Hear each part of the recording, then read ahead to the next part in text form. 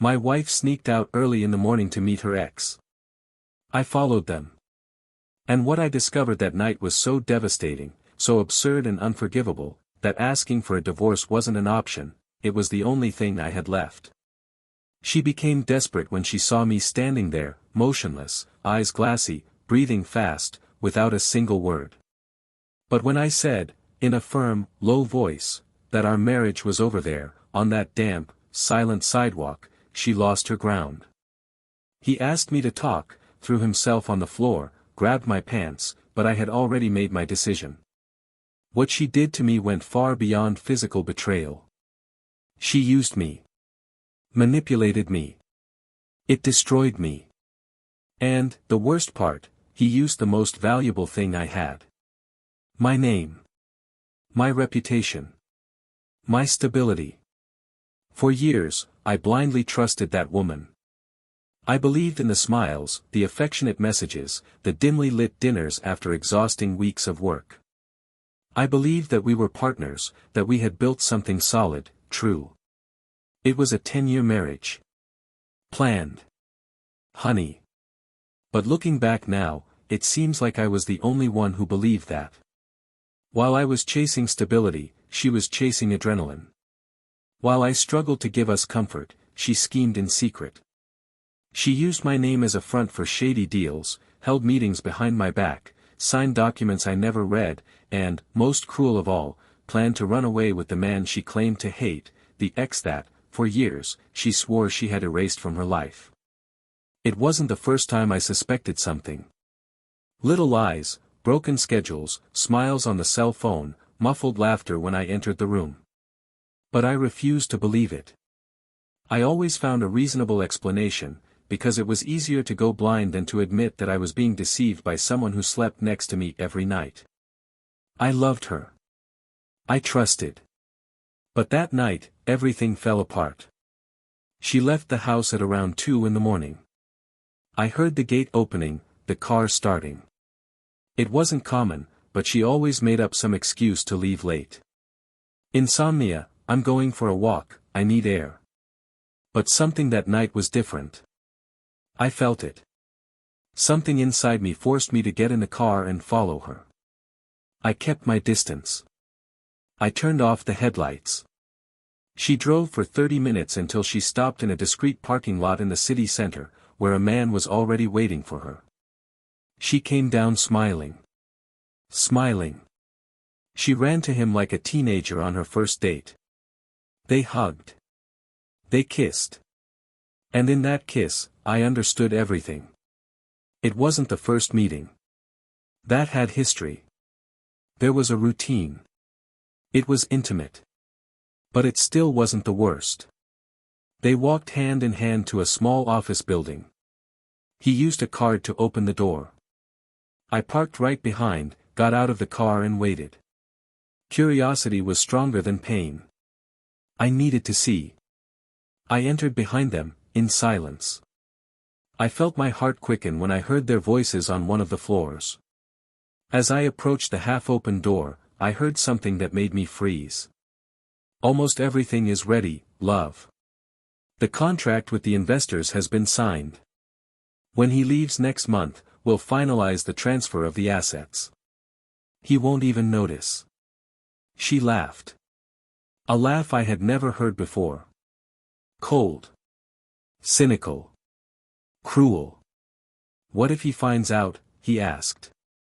He trusts me too much for that, she replied. We just need 30 more days. After that, we can leave. Without looking back. I felt my throat catch. There was no air. That woman who shared my days with me, who held my hand at my father's funeral, who cried with me when we lost the baby, was there, plotting, with another man, a coup against me. Against everything I built. They didn't see me. I withdrew in silence. I went back to the car in a daze. My mind was spinning. The pieces fit together. The evasive conversations. The documents she asked me to sign quickly. The new business of ours that she celebrated so much. The meetings with lawyers that I had never met. The trip she took to take care of her sick mother. Everything made sense. The new CNPJ was in my name. The legal account at the bank too. I was legally responsible for everything. And if something went wrong, I would be to blame. I orange it. I'm the idiot. That morning, I didn't sleep. I sat on the couch and waited for her to come back. When he arrived, he tried to hide it, saying he had gone to see a friend. I didn't question it. I just asked him to sit down. She laughed, trying to maintain her pose. "You seem nervous," he said. And so I said. "I know everything." She turned pale. "What are you talking about?" he tried. "From the company, from the account, from the contract, from the plan. From the ex. From the trip." She collapsed. He tried to deny it. Then he tried to justify it. Then he cried. But I didn't give in. "You used me," I said. "You betrayed me with your body, with your mind, with your heart, with the law." She begged, said she regretted it. Which was an old plan. That I didn't have the courage to go all the way. That he still loved me. That everything could be undone. But there, in that moment, looking into her eyes, all I saw was ruin. She screamed. He cried. He grabbed me by the legs. He said he couldn't live without me. Who did everything out of fear, out of insecurity, out of necessity. He said the other one was just a distraction. That it was me she loved. But how can you love someone and, at the same time, destroy everything that person is? How can you call love something that involves manipulation, lies and greed? Love can be flawed, it can be fragile, but it cannot be dirty. I left home that day with just a suitcase and my dignity. I asked for a divorce. I cut all ties. I blocked all access. I started an audit. And more things came to light. Forged documents. Illegal movements. Forged signatures. In a few months, my name would be mired in debt, with my CPF dirty and my reputation tarnished. She planned to disappear. Start from scratch with your ex. In another country. With my money.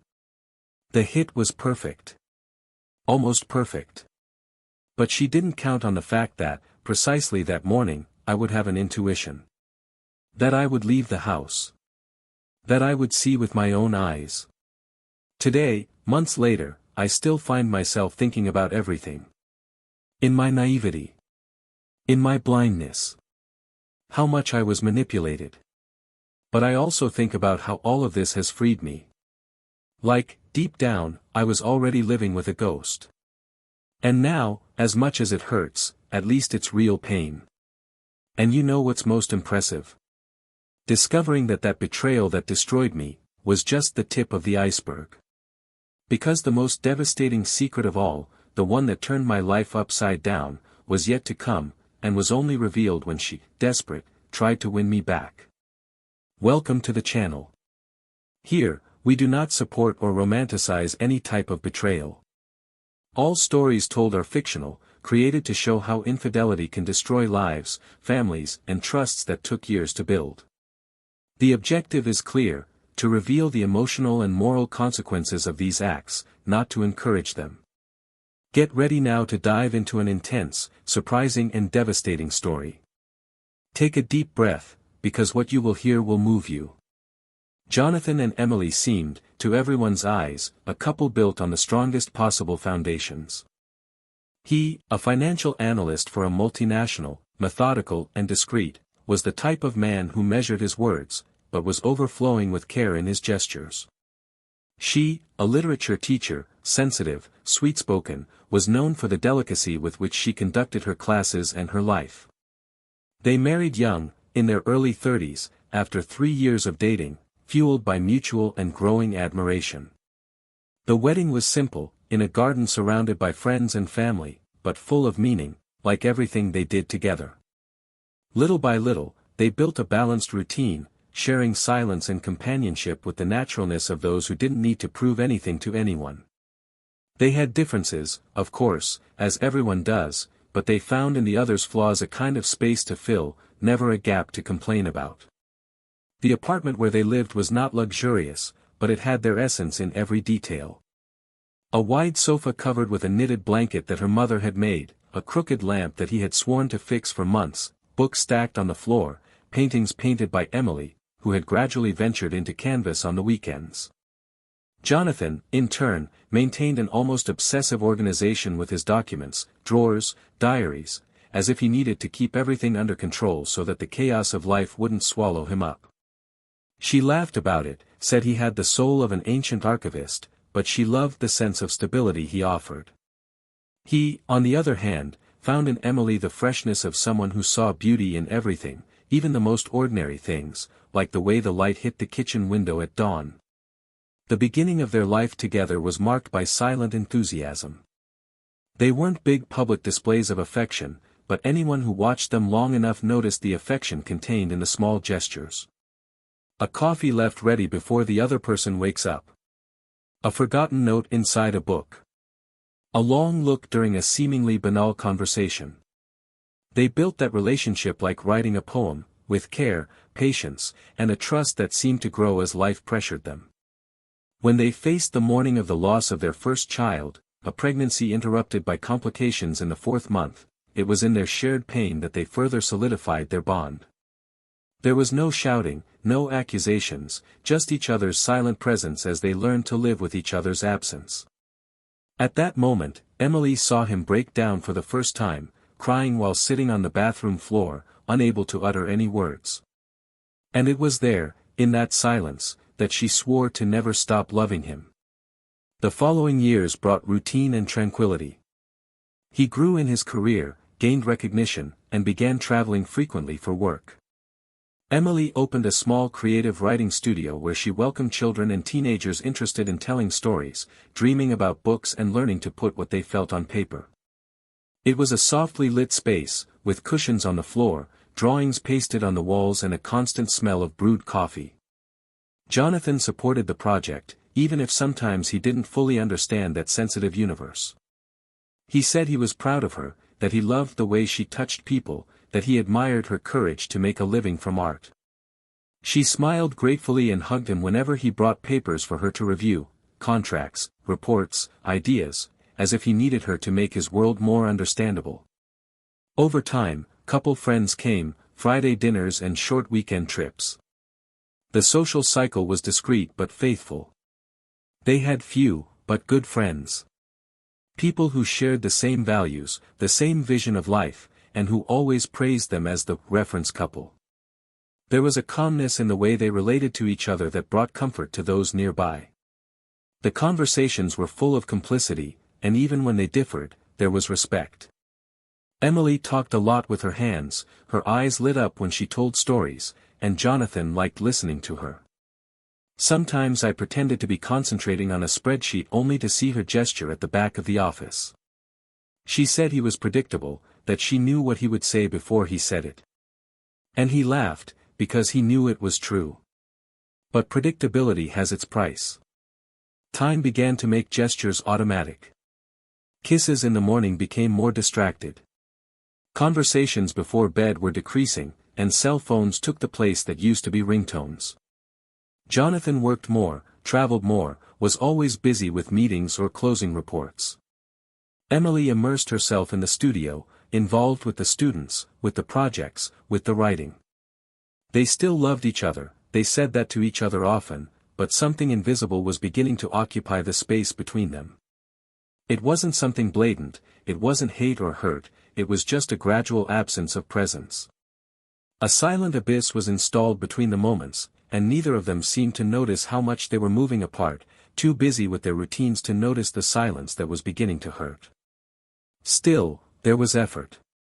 They planned a trip to Tuscany to celebrate 10 years of marriage, visited wineries, rode bicycles through flower-filled fields, toasted at candlelit dinners. It was beautiful, it was true, but it wasn't as natural as before. Emily realized this when she saw a photo of them together and felt like there were two strangers trying to play a role. Jonathan, in turn, began to notice that her smiles seemed longer when they were in the company of others. There were no fights, there was no shouting. There was distance. Even so, he continued to believe in what they had. He didn't allow himself to be carried away by insecurities, because he never doubted her. And she, even with the silences that accumulated, continued to refer to him as, my safe haven. Life went on, apparently stable. And perhaps it would have continued like this for a long time yet, if it weren't for small changes that began to emerge. Calls on her cell phone that she preferred to answer far away. New clothes appearing in the wardrobe without him noticing the occasion. Conversations that ended abruptly when he entered the room. A woman thing, she said, smiling. And he accepted. Because trusting was what he knew how to do best. The wedding anniversary was celebrated with dinner at home. She prepared his favorite dish, decorated the table with candles, put on an old record. They danced together in the living room, like they hadn't done in a long time. He, moved, made a toast talking about what they built together. She cried, hugged him tight, and that night love seemed to have started pulsing like before. Jonathan slept with the feeling that everything was on track again. That phase of distancing was ending. That it was possible to find the shine again. That it was worth keeping trying. Over the next few days, he began to notice her new disposition. Lighter, more active. She laughed more, took more care of the house, her body, and even showed more affection towards him. He commented that he was dedicating himself to a new project, something that could change the direction of the studio, but said that it was still too early to tell. Surprise, she smiled. He was happy. I thought she had finally found something that motivated her again. I asked her if she needed help, she said no. He said he was taking care of everything very carefully, and that when the time was right, he would be the first to know. And he believed. Because when you truly love, it is very difficult to imagine that the other person could be lying. It's even harder to accept that, while you give yourself completely, you may be being used as a part of a machine that was planned without you. Jonathan did not imagine, not for a second, that new project, that new energy, that restored smile, could be driven by something so far from what he knew as love. He was so immersed in the hope of reconstruction, so blinded by the desire to see everything going well, that he ignored the signs. And the signs were everywhere. But there is a limit to everything. And sometimes, when the truth finally comes out, it doesn't come as a whisper. It comes like a breakup. Like a tear. Like any other night where everything seems normal, until it isn't. A night when something bothers you enough to get you out of bed, get in the car, and silently follow the trail of someone you thought you knew. A night that starts out ordinary and ends with the certainty that nothing will ever be the same again. Jonathan didn't know that yet. But I was about to find out. The days following the birthday dinner were filled with a false harmony that, although comfortable at first sight, hid something dissonant. Emily seemed renewed, more present, sweeter, as if she had found a long-dormant version within herself. Jonathan felt relief, as this reinforced the idea that the difficult phase had been overcome. Her enthusiasm for a mysterious project still under construction fueled the illusion that the marriage was resuming a cycle of flourishing. He watched her through the cracks in his routine, feeling grateful for the woman who was smiling spontaneously again, like in the old days. She talked about transformation, new paths, horizons that could benefit them as a couple, but she always diverted the topic when he tried to understand better. He said that everything was still in its infancy, that it was too early, that he wanted to be sure before sharing. Jonathan believed. The sparkle in her eyes was comforting. Sometimes he would go to bed later just to watch her scribble ideas in a worn notebook, with a cup of tea beside her and a serene expression on her face. The light from the lamp drew soft silhouettes that reminded him why he had fallen in love with her. Emily, on the other hand, was increasingly torn. I felt a constant pressure in my chest, as if I were carrying a secret that was getting heavier every day. In the moments he held her, his mind became a battleground between genuine affection and mounting guilt. She tried to convince herself that there was still time to back down, that everything could be reversed if she made the right decision, but at the same time, she was already too involved, tied to a promise made to someone she didn't have the strength to confront. The ex she said she had left in the past had returned like a silent storm, reopening a door she thought was locked forever. The reunion had been casual. An old message answered by mistake, a coffee scheduled under the pretext of a harmless conversation, a touch of nostalgia that quickly evolved into something more. The past had not returned as a memory, but as a presence. He was now part of the plans, the decisions, the lies.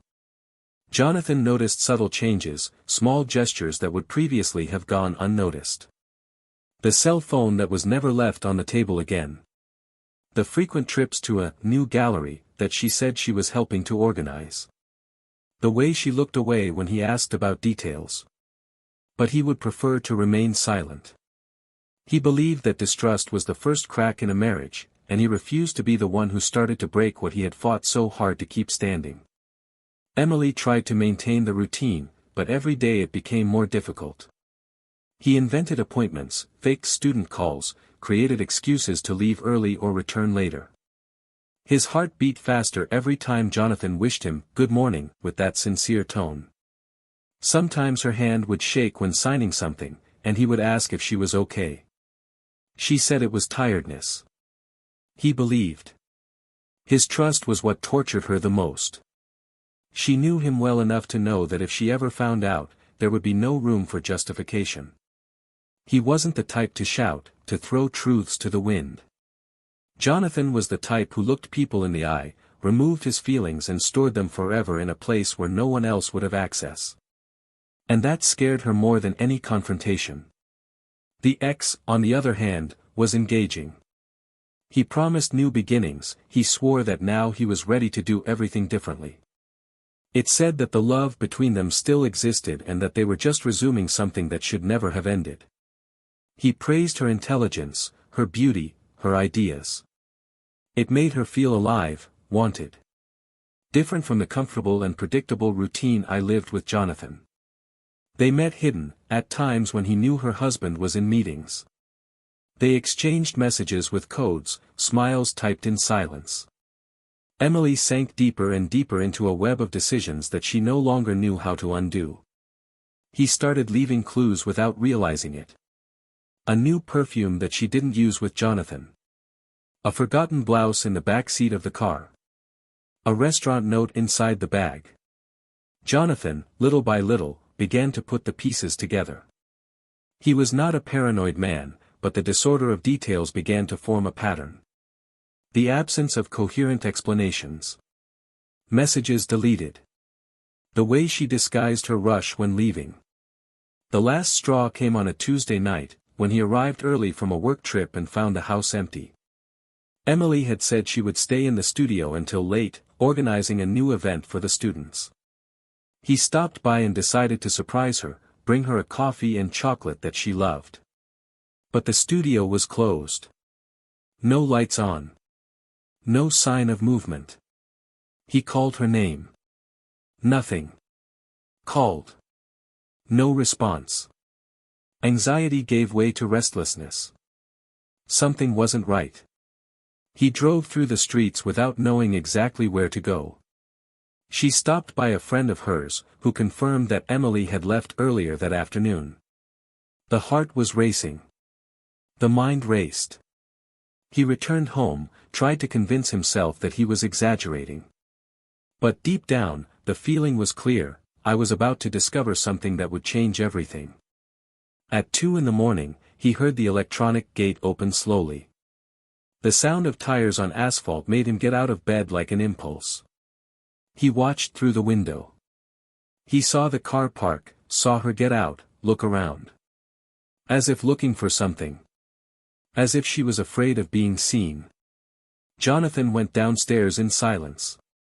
He opened the door before she put the key in the lock. Emily froze. Eyes wide. The rigid body. He didn't say anything for a few seconds. I just watched her. She tried to smile, pretend to be natural. He said he had lost track of time, that he had stayed in the studio longer than he should have. He just asked, "Were you there?" The pause before answering was too long. And in that instant, I knew. Emily stammered, invented another excuse, mentioned the name of a colleague. He just walked away, said he needed to think. He entered, sat on the sofa, his chest suffocated by a pain that still had no name. The next day, she tried to behave as if nothing had happened. Prepared the coffee. He asked how he had slept. He talked about the weather. But Jonathan couldn't hear anything. The words came like noise, muffled by a certainty that spread like a crack in glass: she was with another man. Betrayal, which for so long he believed was someone else's fantasy, was now his reality. And he was immersed in it without knowing how to act. He spent the next few days observing, without confronting. I wanted to be sure. I wanted to understand.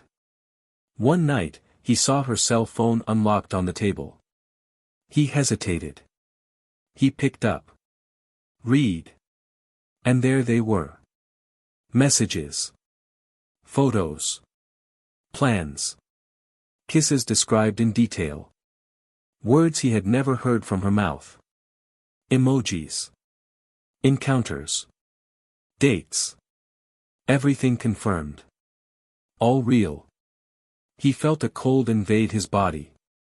A silent vertigo. He put the device back. I didn't say anything. Emily noticed that something had changed. He was more distant, colder, more introspective. She tried to get closer, tried to start conversations, touch him, but he avoided it. There was no anger in his eyes, which made everything more painful. There was just an absence, an invisible wall. She knew. I felt. I knew he had found out.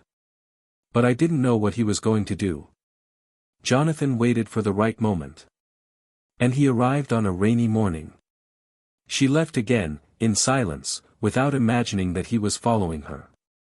The car stopped in a discreet parking lot. She hurried downstairs, entered a small building, familiar to him.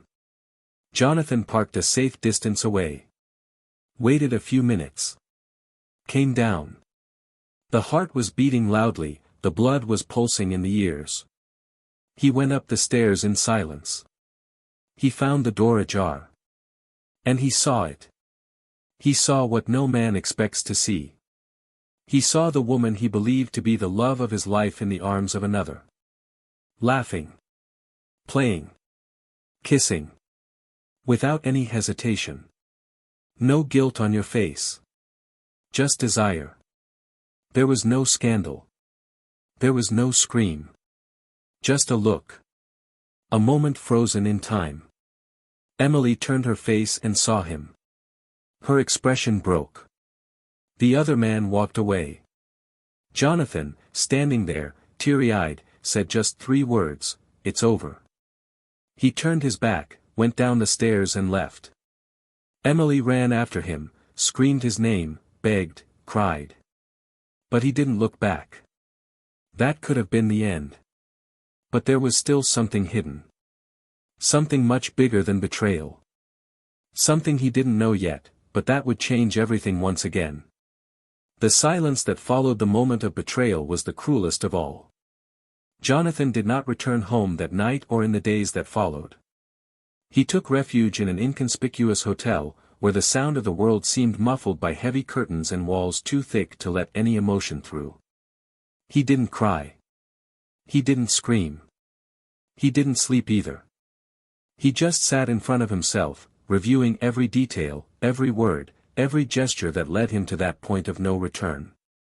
He didn't want answers, because they were all already in front of him, wide open. What gnawed at him inside was the silent question: why? How could someone give up an entire story for an adventure hidden between corridors and encrypted messages? Emily tried to get in touch several times. Called. He sent audios. Emails. He wrote letters. No response. Finally, after 5 days without any response, she received a short message with an address and time. He would agree to hear from her, just once. She arrived at the place marked by tiredness, by the weight of guilt. His shoulders were low, his eyes were damp, and there was a feeling of desperate urgency in his chest. Jonathan, sitting across from her in an empty room in the old building that housed his first office, had a hard face but the sunken eyes of someone who hadn't slept in days. He watched her enter without showing any emotion. He asked her to speak. That said it all. Not to omit anything. Because, after that conversation, there would be no other. Emily hesitated for a moment, took a deep breath and began to tell everything. The reunion with her ex, the hidden meetings, the confused feelings, the void that had grown between them and that she didn't have the courage to face. She spoke of her desire to feel alive, to have the attention she thought she had lost again. She said she didn't want to hurt him, that everything got out of control, that she regretted it. Jonathan listened in silence. Each word felt like a nail being driven into an already sealed coffin. When she finished, she apologized. He said he knew he could never ask for forgiveness. Who didn't expect reconciliation? That she just wanted him to know that she still loved him, even if she had destroyed everything. He then got up, walked slowly to the window and stayed there for minutes, watching the reflection of his own pain in the glass. When he finally spoke, his voice was low, slurred, but firm. He asked if she remembered the project she had been developing.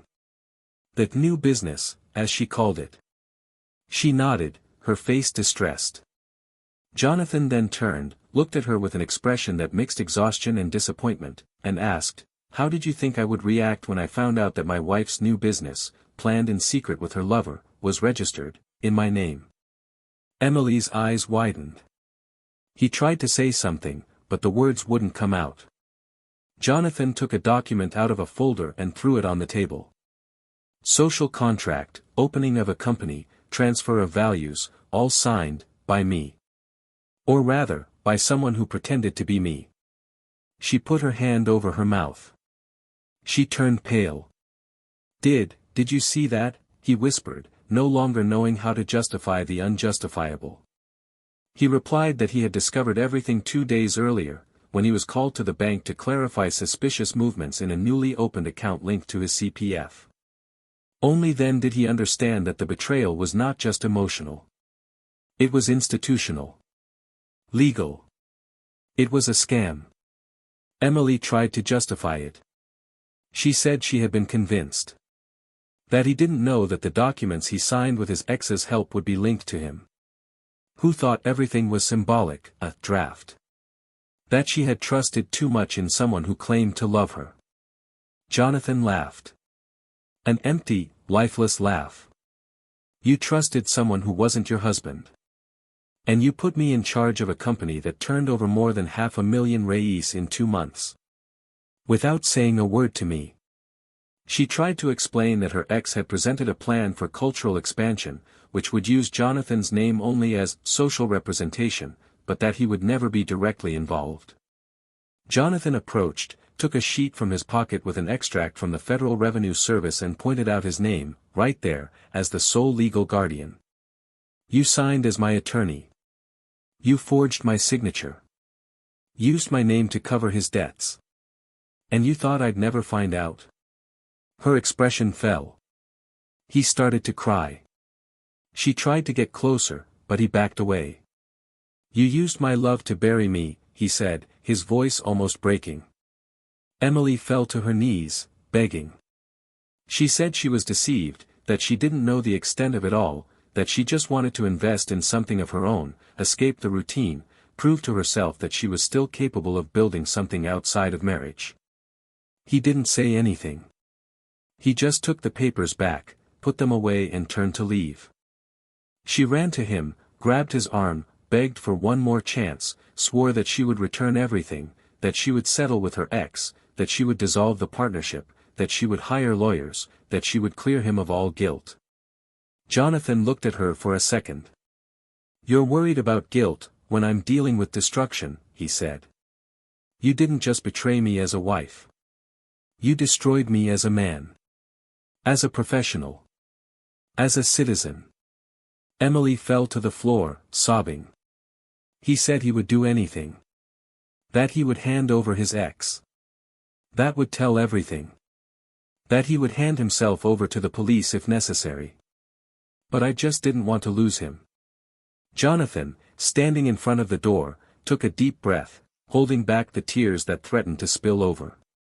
He wanted to scream. I wanted to ask why. He wanted to understand how the woman he loved could dig so deep into her own ruin and drag him along. But I didn't say anything like that. He just looked back and replied, "You already lost me the moment you decided to do that without thinking about what I meant." And he left, leaving her there, surrounded by papers, tears and rubble.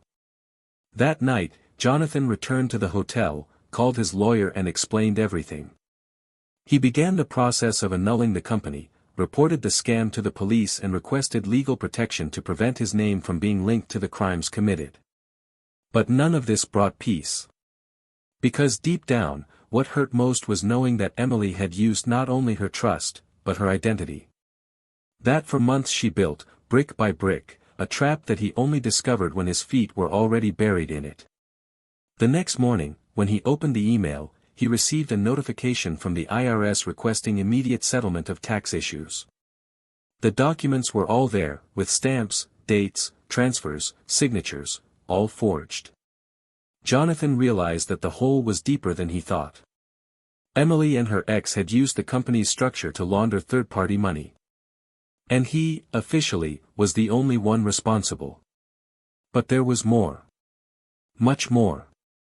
And Jonathan still didn't know that, behind the betrayal and the scam, there was an even deeper layer, a link between Emily and her ex that would change, once again, everything he thought he knew.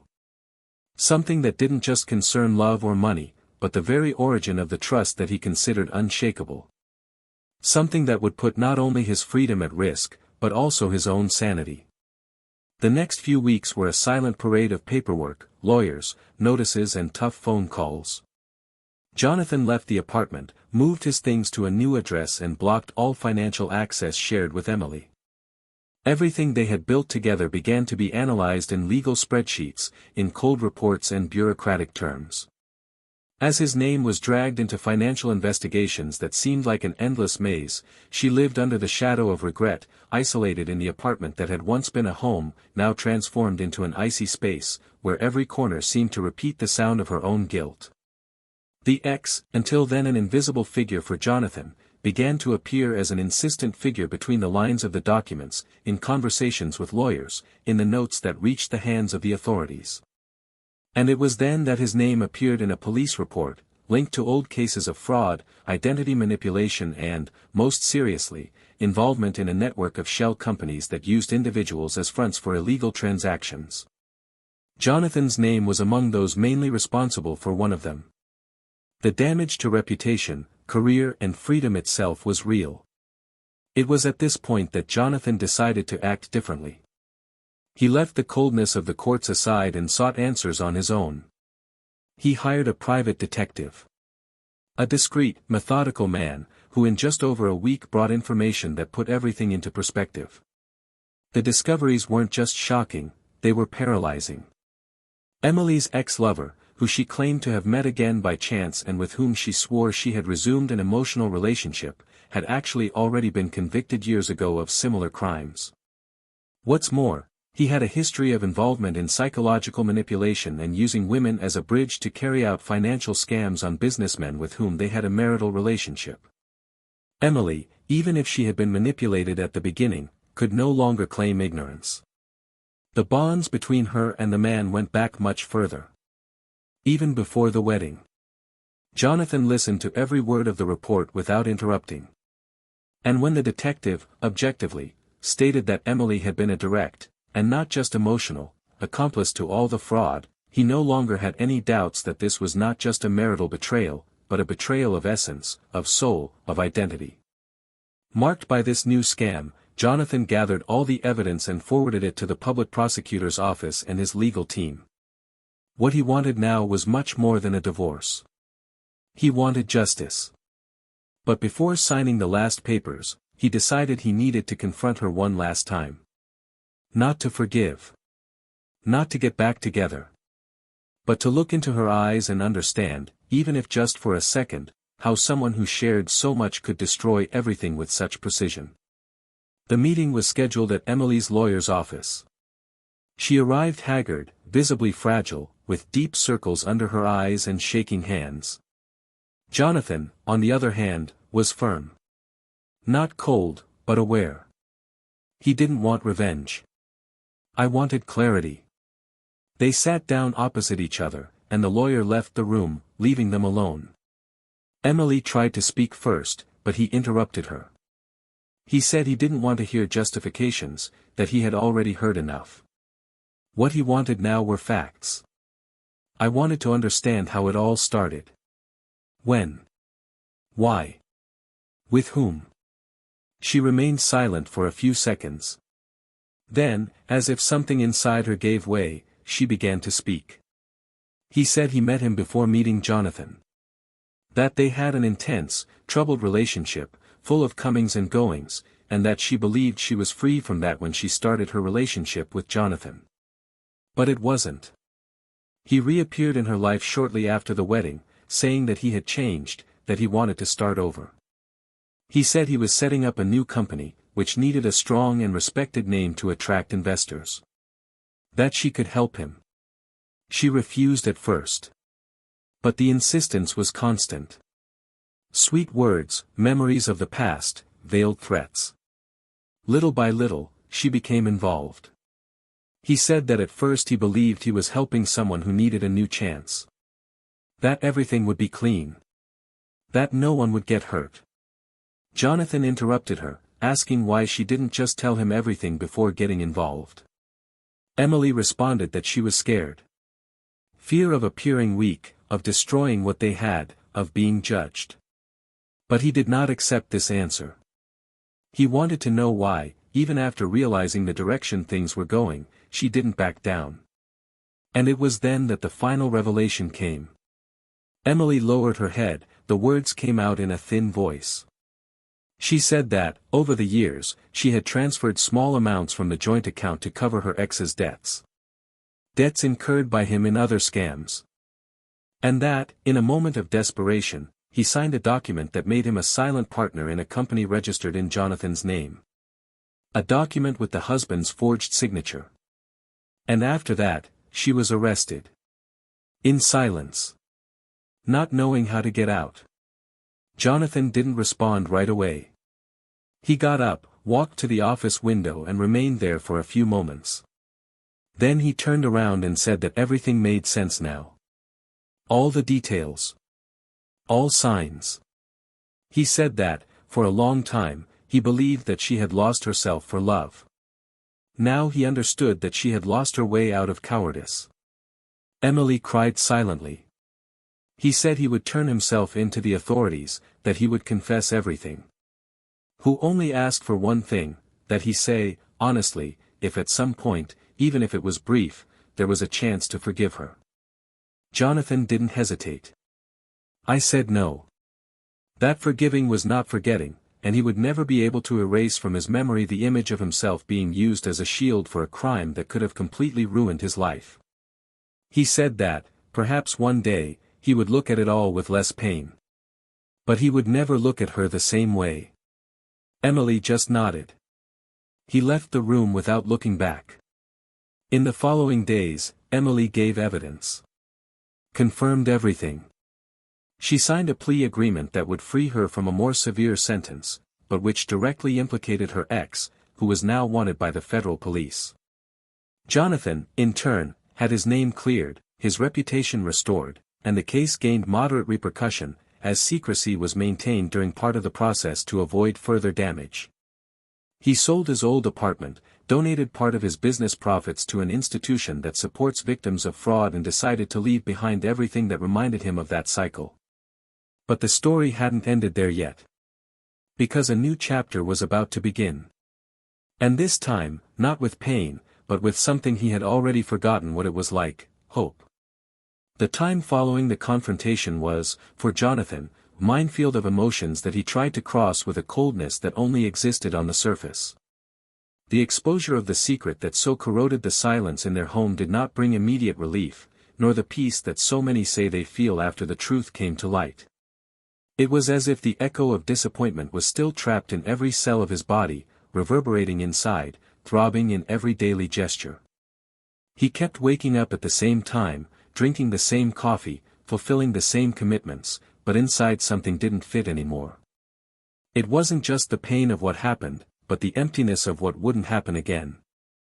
The bond of trust that had been stretched to the limit for years didn't snap like a snap, it was slowly eroded, until it fell apart completely, and now what was left was a loose thread that he no longer knew where to tie. The investigations deepened, and while Emily's name was mentioned in hearings and reports, Jonathan remained on the sidelines, with the attitude of someone who had done his part. I no longer wanted to know about the legal developments, nor the whereabouts of the man who had created the entire trap. He knew that this cycle needed to be ended without his presence, without his emotional involvement. The damage was already done. What interested him now was finding himself somewhere in the middle of the confusion. Restructuring your life required more than distance from what hurt you.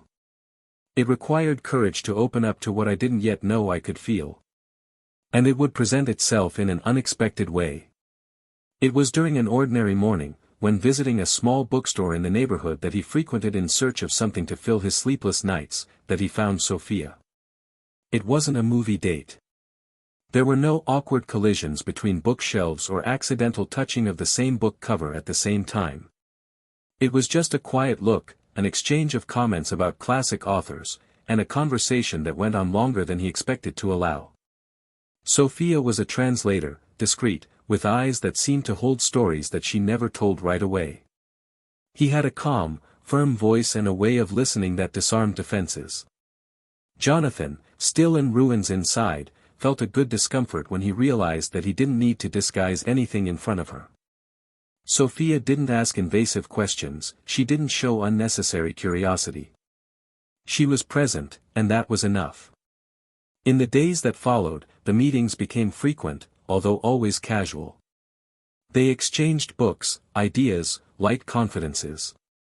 Sophia never asked about his love life, and he never spoke. But there was a tacit understanding between the two, as if they shared the same type of wound, even if with different origins. Jonathan felt like, for the first time in a long time, he could breathe. And not because the past was gone, but because he was finally starting to let go of his control. Sophia spoke little about herself, but it was clear that she also carried scars.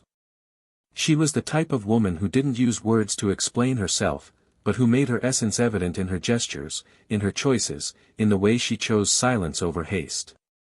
Meanwhile, Emily faced the beginning of a long legal process. Despite their collaboration, responsibility for part of the actions was inevitable. He lost his job, friends moved away, and his social image dissolved into a mixture of shame and contempt. She began to live almost as a recluse, only going out for mandatory appointments. His appearance transformed. There was no longer vanity, shine or talk of hope. When she looked in the mirror, she saw not just a woman who had made mistakes, but a woman who had wasted the only person who had ever truly loved her. His days were now filled with reports, forensic psychologists, and calls from lawyers. And, above all, for the pain of regret. Not because of carnal betrayal, not even because of illegality, but because of the awareness that he lost something he would never have again, a whole, clean and present love. It was on one of those days, when she was delivering documents to a public body, that Emily saw Jonathan from afar. He was walking into a nearby cafe, with a calm expression, and for a few seconds she watched him. She noticed something different in the way he walked. It was as if the pain had given way to certainty.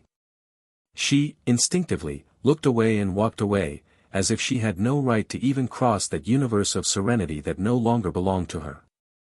Emily began to carry guilt not as a burden, but as a constant reminder of what she had lost at her own hands. The advice from lawyers, the reports from psychologists, the pacts with the courts, none of this took away the fact that the damage was definitive. And, more than that, it had been caused by conscious choices. Jonathan, in turn, continued building a new routine. Dates with Sophia became dinners, dinners became outings, and the outings began to blend into an intimacy without urgency. There were no promises, no plans. Just presence. He told her about the books he read, the films he rewatched, the projects he took up calmly. Sophia listened, smiled, added something, but never tried to fill any space that wasn't hers. She understood that Jonathan was still rebuilding, and that made him respect her even more. At one point, when he finished recounting a memory with his father, he fell silent and, with a sincere look, said that he didn't know when was the last time he spoke about himself so freely. Sophia just touched his hand and replied that, sometimes, we need to hear ourselves through someone who doesn't want to fix us. But even in the midst of this new light, Jonathan still faced nights when the ghosts returned. He dreamed of documents, of accusations, of the feeling of being betrayed by someone who smiled at his side. And on one of those early mornings, when he woke up in a cold sweat, he decided to write a letter. Not for Emily, but for himself. A letter where he recorded what he had learned, what he had lost, and what he still carried. In it, he wrote that the betrayal that hurt the most was not infidelity, but the coldness of being used as a cog by someone who knew his weaknesses. He wrote that forgiving did not mean forgetting, and that loving again did not mean erasing the love that existed before. And he finished by saying that, despite everything, he still believed in new beginnings. Real. No illusion. No idealizations. The letter was never sent to anyone. But it marked the beginning of a new cycle. A cycle where Jonathan started to look at his own story with less pain and more understanding. He started attending a group of men who had gone through similar situations. He shared his experience, listened to others. He discovered that there was life after destruction, and that scars were not marks of weakness, but witnesses of resistance. He began to open up to the unexpected. He allowed himself to laugh more often. He tried new professional paths.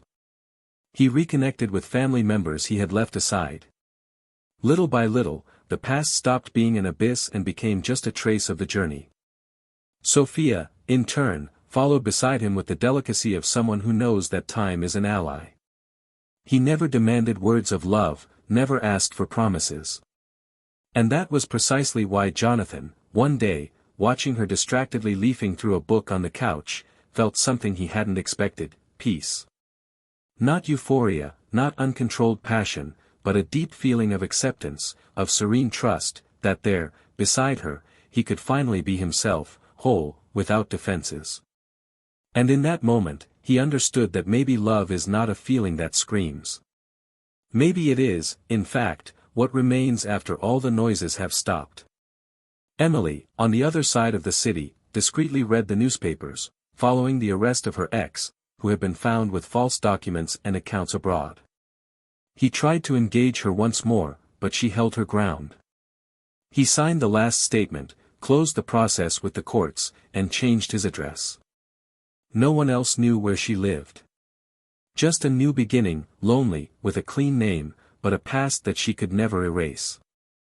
And Jonathan, faced with his new life, no longer looked back with regret. Just be sure that there are pains that are not avoidable, but which, if faced well, can lead us exactly to where we should be. The change of season brought with it a fresh air that seemed, little by little, to disarm the invisible weights that Jonathan still carried on his shoulders. He had moved to a new house, smaller, cozy, with large windows and natural light in every corner. Nothing reminded him of his previous life there. There were no traces of shared memories, no inherited furniture, no objects that could contain traces of known voices. For the first time in a long time, he had decided to start from scratch, not as someone running away from the past, but as someone who recognizes that certain stories need an end before they can, in fact, make room for another to begin. Sophia visited frequently, but never imposed herself. He was a constant and at the same time respectful presence. She never asked about what he kept in locked drawers, never looked through files or unresolved stories. There was a silent pact between them of freedom and truth, built not on words, but on daily, discreet, firm choices. One evening, as they drank wine in the garden, she watched him silently as he told her about a meeting with a group of young entrepreneurs he was mentoring. Sophia smiled in a restrained but true way. When he asked why the smile, she simply replied, "You're back to talking about the future in the present tense." He looked away for a moment and replied that perhaps he was finally relearning to see himself in plans that weren't just survival. She didn't say anything else, just approached, placed her head on his shoulder and remained there, silent, as if knowing that the most important thing had already been said. But not all ties can be cut cleanly. Jonathan knew this, and that's why, when he received a message from his lawyer informing him that Emily had requested a final meeting to resolve some property disputes, his first impulse was to refuse. I didn't want to see her. I didn't want to relive any image, any dormant emotion. But something made him reconsider. It wasn't pity, nor curiosity. It was the feeling that there was something unfinished there. Something that, if left unsaid, would turn into a shadow. He accepted. The meeting was scheduled at a legal mediation center. A neutral room, without history, without smell, without memories. Emily arrived first, visibly thinner, with an air of someone who no longer expected to be forgiven, but still needed to be heard. Jonathan entered and sat down opposite him with the calmness of someone who no longer fears the impact of another's presence. The mediator greeted them, explained the terms of the meeting and allowed them both to have 5 minutes alone before starting the legal procedures. Emily cleared her throat, trying to break the ice, but he remained silent. Until she began, saying that she didn't expect anything more, but that she needed, in all sincerity, to express something she had belatedly discovered, that all those years, even in the moments when she had lost herself in her own insecurities, Jonathan had been the only real constant in her life. He didn't respond right away. He looked around the room, as if searching for a way out within himself, and then he said that he no longer felt angry. That love had been emptied of pain, but in its place there was something even more difficult to deal with, pity. And that, perhaps, was worse than contempt. Emily listened to him with teary eyes. He said he understood. That she would accept whatever he decided.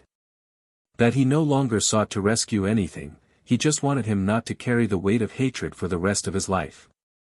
Jonathan just nodded. When the mediator returned to the room, both signed the last documents, formalizing the definitive end of any legal relationship between them. In the end, she extended her hand, he shook it loosely, and they left in opposite directions. No goodbye. No wave. Just silence. That night was strangely light. Jonathan returned home and found Sophia sitting on the couch, reading. He came in, took off his coat, sat down next to her and, for the first time since the beginning of the story, told her everything. Details that until then he had kept to himself. She listened to him without interrupting. At times, I would lightly touch him on the arm, as if to say, "I'm here," without having to repeat it out loud. When he finished, he waited for her to say something. Sophia just leaned over, looked into his eyes and said that he was definitely someone capable of starting over with dignity. Jonathan smiled with his eyes. He said that perhaps now it would even be possible to write a new story. The following months consolidated this transition. Jonathan returned to giving lectures, accepted an invitation to teach economics at a university, and published an article on integrity in business that went viral on professional networks. His name, previously tarnished by investigations, was now cited as an example of overcoming. Not because he positioned himself as a victim, but because he rebuilt himself without asking for applause. Sophia, in turn, published a new translation that won an award, and invited Jonathan to accompany her to a conference in Europe. It was their first international trip together, and during the flight, she held his hand and told him that this was the beginning of something new, not the end of something old. He agreed, feeling, for the first time in a long time, that he didn't need to look back to know who it was. And it was on one of those days, back in his city, while walking through a street fair, that Jonathan saw a child running between the stalls, stumbling, laughing. He remembered how he and Emily had talked about having children, and for a moment, he felt a sharp pain in his chest. Not because of the absence of the son who didn't come, but because of the mourning of what could have been and never was. Sophia, upon noticing his lost look, just approached and said that certain absences don't need to be filled, just respected. He looked at her with gratitude, with love. And at that moment, I knew that the time had finally come to move on. But life, even when it stabilizes, never stops testing how much we learn from the past. One morning, Jonathan received a letter. Handwritten, without sender, in known handwriting. It was from Emily. She said that she had moved to another city, that she was starting over honestly and that, in her new life, she worked helping women who were victims of abusive relationships to regain their self-esteem. She said that, when she understood how much she had been manipulated by the man she got involved with, she also understood how much she had become an accomplice in her own ruin. And that, even if none of that justified the acts committed, she was finally beginning to understand the difference between guilt and responsibility. He ended the letter by saying that he hoped Jonathan would be happy. Not with her. But despite her. He folded the letter carefully and put it in a drawer he rarely opened. Not because I wanted to forget, but because I understood that some pain deserves to be archived with dignity, and not exposed to the light of everyday life. That night, he and Sophia had dinner together, laughing at a silly story she told about a confused client who wanted to translate a detective novel as if it were a cake recipe. And amidst the laughter, Jonathan observed her and felt, clearly, that time can, indeed, cure what seemed incurable. That some truths only reveal themselves when silence is respected. And that loving again, when done with truth, is not repetition, it is redemption. The past, now, was not a place he ran away from.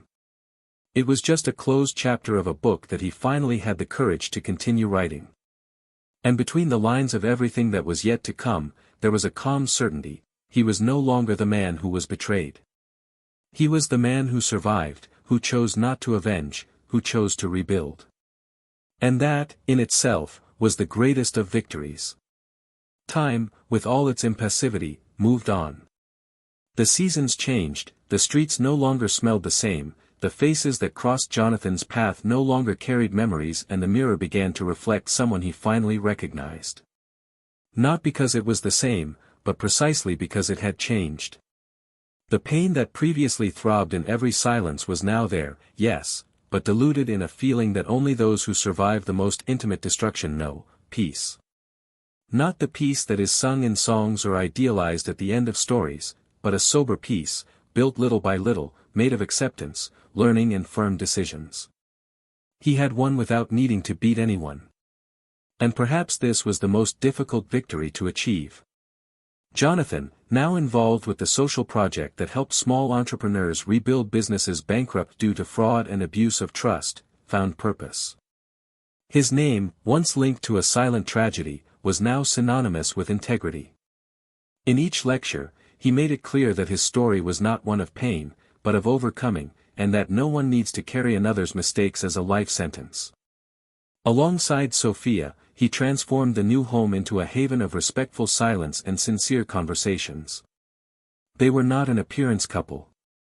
They didn't attend events to appear happy. They were. In the simplicity of an afternoon reading in the garden. In the gesture of preparing coffee with the care of someone who knows the other person's taste. In the mutual respect for their stories and in the spaces they offered each other without anything being asked.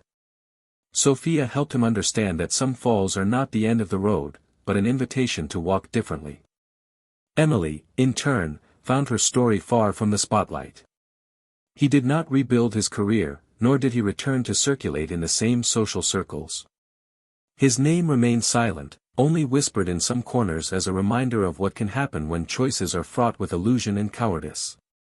She lived in isolation for a time, facing self-judgment more harshly than any court could impose. But life, stubborn as it is, did not abandon her. In a smaller city, she took on a modest administrative position at an NGO that welcomed women victims of emotional and economic manipulation. He didn't talk about himself, he didn't say what he had done. But he listened.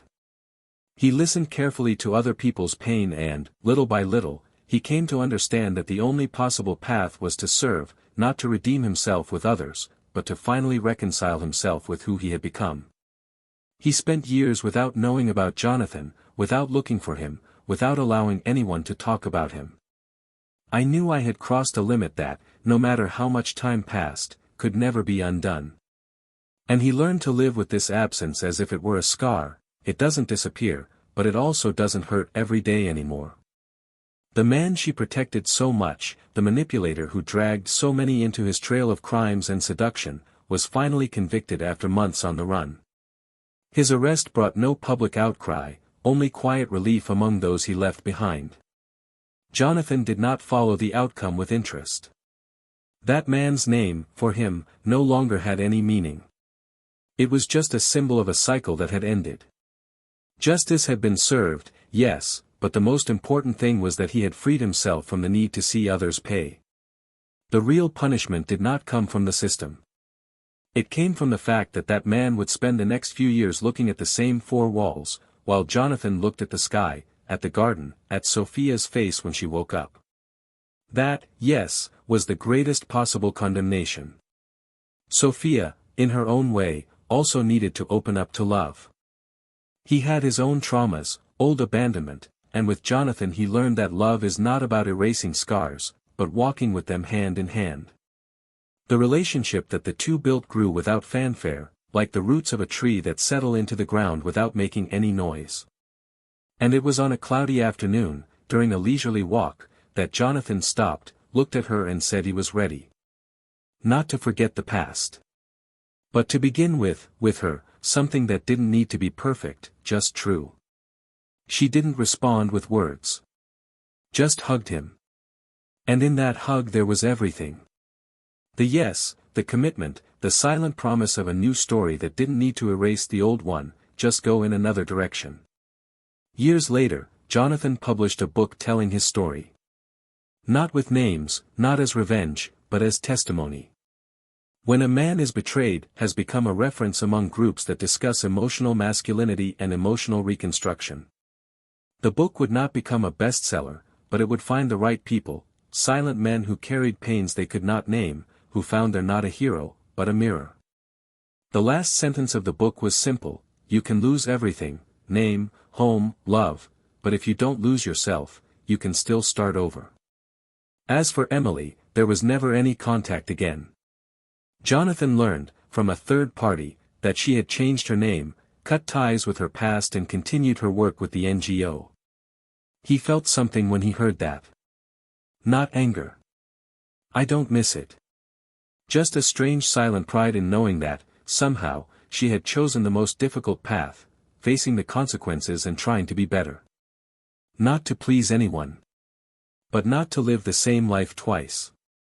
Sophia and Jonathan got married discreetly, in a remote field, surrounded only by close friends and the sound of an out-of-tune guitar that one of her nephews insisted on playing. There was no exchange of rehearsed vows. Just a look and a, I'm here, and I want to keep being there. And that was enough.